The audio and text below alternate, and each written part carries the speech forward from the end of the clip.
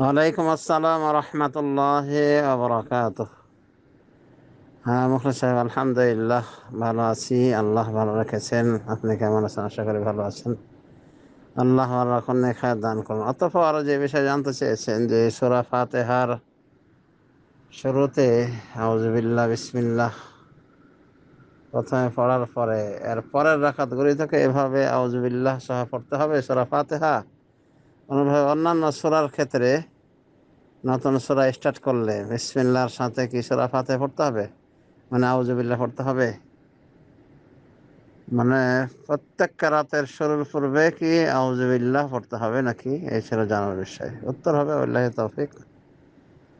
এখানে যদি ইখতিলাফ রয়েছে তবে একবার পড়লেই যথেষ্ট। তার মানে প্রথম রাকাতে আপনি সানার দোয়াগুলি যে কোনো একটি পাঠ করবেন, যেমন সুবহানাকাল্লাহুম্মা ওয়া বিহামদিকা অথবা রাসমুকা ওয়া তাআলা জাদ্দুক, এটা, অথবা আল্লাহুম্মা বাঈদ বাইনি ওয়া বাইনা খাতায়ায়া কামা বা'আদতা বাইনাল মাশরিকি ওয়াল মাগরিব। হ্যাঁ, অনুরূপভাবে আরও যে সানার দোয়া আছে, যে কোনো একটা দোয়া পড়ার পরে আউযুবিল্লাহ বিসমিল্লাহ সহ সূরা ফাতিহা পড়বেন প্রথম রাকাতে। পরের রাকাতে শুধু বিসমিল্লাহ পড়বেন, মানে বিসমিল্লাহির রহমানির রহিম দিয়ে পড়বেন সূরা ফাতিহা। তাআউযু অর্থাৎ আউযুবিল্লাহি মিনাশ শাইতানির রাজিম পড়া লাগবে না। সূরা ফাতিহার প্রথম রাকাতেই শুধু পড়বেন, যথেষ্ট হয়ে যাবে ইনশাআল্লাহ। কারণ আল্লাহ যে বলছেন, ওয়াইযা ক্বরা'তাল কুরআনা ফাসতা'iয বিল্লাহি মিনাশ শাইতানির রাজিম, যখন কোরআন পাঠ করবে তখন বিতাড়িত শয়তান থেকে পানাহ চাইবে। তো কোরআন পাঠ তো শুরু হয়ে গেছে প্রথম রাকাতেই।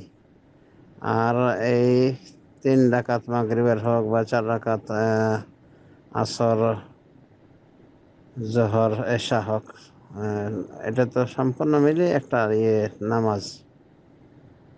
আর শুরুতেই যেহেতু সূরা ফাতিহার কেরাত হয়েছে, কাজেই আয়াতের উপর আমল হয়ে গিয়েছে,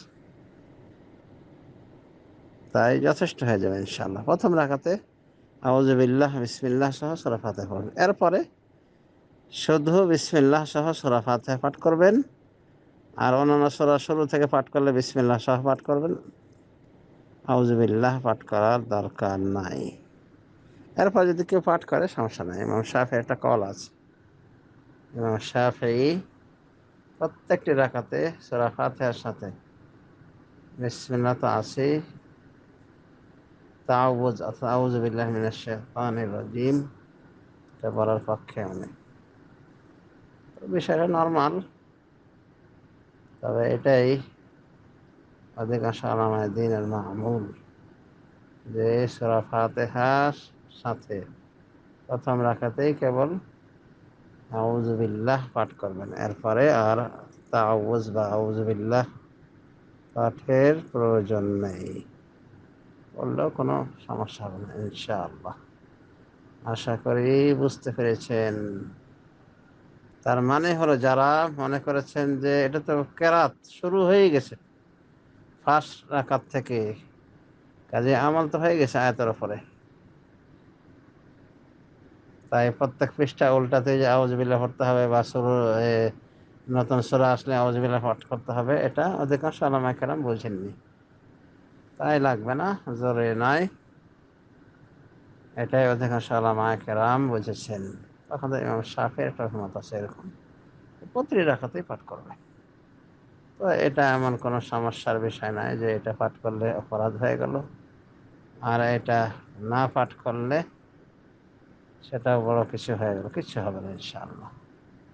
বরং তাআউযু পাঠ করা কি সুন্নাতে মুস্তাহাব্বা, আর প্রথম রাকাতেই এটা প্রমাণিত বেশি। আল্লাহু আলাম।